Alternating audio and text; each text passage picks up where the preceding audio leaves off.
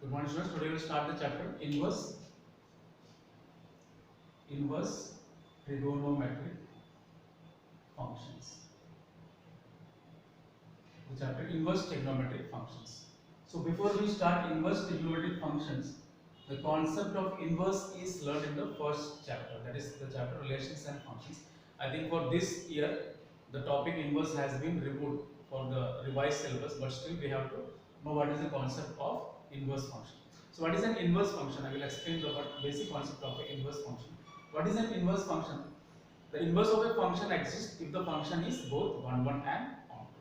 That means a function is invertible. A function is invertible if it is both 1, 1 and onto. So basic requirement of a function so that its inverse exists, that it should be both 1, 1 and onto. Now suppose f is a function from x to y such that we are getting f of x is equals to y. Suppose f is a function from x to y such that f of x equal to y. If you are getting a function g from y to x such that g of y is equal to x, then we say that said to be inverse of f. Then the function g is said to be inverse of the function f. So what we can observe here, f is a function from x to y and g is a function from y to x. So in this case, if g is the inverse of f, what is the property that we can observe here? That the domain and range are getting interchanged. That means whatever is the domain of the function, it will become the range of the invertible function. And whatever is the range of the function, it will become the domain of the invertible function. So this is the common property of invertible function. Next, again we will come to, as I discussed, that a function is said to be invertible if it is both 1, 1 and onto. Now we are learning about inverse trigonometric functions. So I think all of you have come across the knowledge what is 1, 1 function and onto function. For 1, 1 function, there should be a unique image for each element, and onto function means for each element in y there should be an element in x, that is known as the onto function. Now on all the trigonometric functions, 1, 1 functions, suppose I am writing what is the value of sine 60. Sine 60 is equals to root 3 by 2. And what is the value of sine 120? What is the value of sine 120? You have learned in class 11 how to find the values. So 180 minus 60, that is again sine 60 is equals to root 3 by 2. So you can say that f of x1 is equal to f of x2. F of x1 is equal to f of x2. But here x1 is not equal to x2 because x1 is 60 degree and x2 I have taken as 120 degree. That means x1 is not equal to x2, but f of x1 is equal to f of x2. So what does it shows?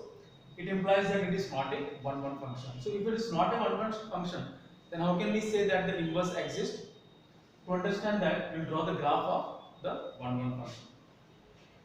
We will draw the graph of the sine function, and again I will tell you that this graph portion is also graph of all the trigonometric functions is also removed from your syllabus for this particular session.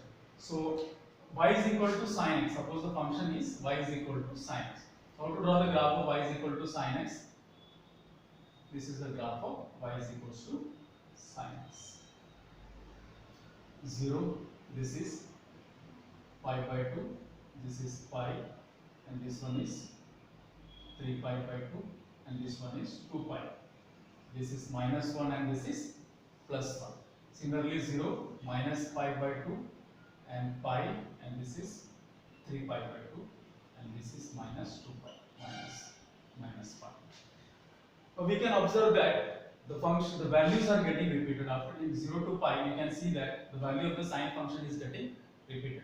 So if I am restricting the domain of the sine function, if the domain of the sine function is restricted from between minus pi by 2 to pi by 2, if it is restricted between minus pi by 2 to pi by 2, then we can observe that it is 1, 1 function and no values are getting repeated.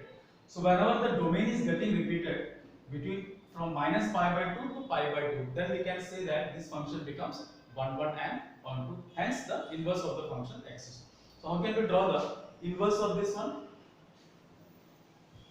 Suppose you need to draw the graph of sin inverse x, which implies x is equals to sin 1. So in this case, this is minus 1 and this is plus 1. So this will be the graph. This is 0, this is pi by 2, and this one is pi, this is 3 pi by 2. Similarly, this one is minus pi by 2, this one is minus pi, and this is minus 3 pi by 2, and this is minus 2 pi, and this is 2 pi. So as I said, sin inverse function, if you are restricting between minus pi by 2 and minus pi by 2 and pi by 2, you can see that this is both 1 1 and 1 2, and is the inverse of this function exists. So one more question sometimes you get for 1 marks. What is another interval other than minus this value between minus pi by 2 to pi by 2? Minus pi by 2 to pi by 2 is known as the principal value branch of the sine function. Minus pi by 2 to pi by 2 is known as the principal value branch of the sine function. There are so many other branches also, because you can see that between minus 3 pi by 2 and minus pi by 2 and minus 3 pi by 2. Here also the function is 1 1 and 1 2. So this is again we can see that it is invertible in this interval also. But the value minus pi by 2 to pi by 2 is taken as the principal value branch. If you are asked to write, give me some more branches other than the principal value branches, you can write minus pi by 2 to minus 3 pi by 2 1 here, and similarly you can write pi by 2 to 3 pi by 2 here. These are the other values other than the principal value branch in which the inverse of the trigonometric function exists. So next we will discuss what is about the principal value branches of all the trigonometric functions. So this is the table for the principal value branches of all the trigonometric functions. You can observe that for sine inverse, this is the domain and this is the range. The domain is equals to minus 1 to 1 and the range is equals to minus pi by 2 to pi by 2. As I said, the domain and range gets interchanged in case of the inverse function, because we know that for the sine function, what is the domain? Set of real numbers. And what is the range? The domain is set of real numbers. This is the domain, and range is equals to minus 1 comma 1. So range is minus 1 comma 1. So the range becomes the domain for the function sine inverse function, and as we discussed, the range of the sine inverse function is minus pi by 2 to pi by 2. So another thing you can observe that the sine inverse and cosec inverse and tan inverse, for all these cases the range is almost same. This is sine inverse, the range is minus pi by 2 to plus pi by 2, and for cosec inverse it is again minus pi by 2 to pi by 2 minus 0. Why minus 0? Because cosec 0 is not defined, hence we are writing minus pi by 2 to pi by 2 other than excluding 0. Similarly for tan inverse, you can see that I have written minus pi by 2 pi by 2 in the open interval, because at the point pi by 2 and minus pi by 2 the tan function is not defined because it is infinity. That's why we are using open interval for tan functions. Now come to for cos inverse. For cos inverse and sec inverse and cot inverse, again it is between 0 to pi. In this case it is closed interval 0 to pi, and in case of sec inverse 0 to pi closed interval other than pi by 2, because at the point pi by 2 sec 90 is not defined. That's why 0 to pi by 2 other than minus pi by 2. Similarly, for the case of cot inverse, it is open interval 0 comma pi. Cos inverse it is closed interval 0 comma pi, and for the case of cot inverse it is open interval 0 comma pi, because at the point 0 and pi the function cot is not defined. Hence we are using open interval for cot, that is cot inverse function. So these are the principal value branches that you have to remember while solving the problems based on finding the principal values of the given inverse trigonometry.